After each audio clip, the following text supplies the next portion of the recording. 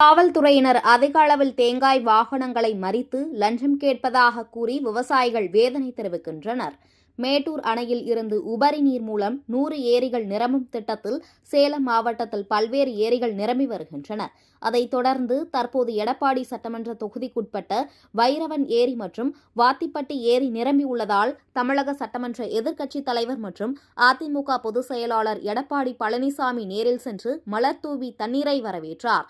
மேலும் அப்பகுதியில் உள்ள தேங்காய் வியாபாரிகளிடம் குறைகளை கேட்டபோது காவல்துறையினர் வாகன தணிக்கையில் ஈடுபடும்போது தேங்காய் லாரிகளை நிறுத்தி லஞ்சம் கேட்பதாக வியாபாரிகள் கூறியுள்ளனர். அதற்கு பதிலளித்த அதிமுக பொதுச் செயலாளர் எடப்பாடி பழனிசாமி, திமுக ஆட்சியில் அப்படித்தான் நடக்கும், அதிமுக ஆட்சியில் வந்தவுடன் இதற்கு முழு முற்றுப்புள்ளி வைக்கப்படும் என்று கூறினார்.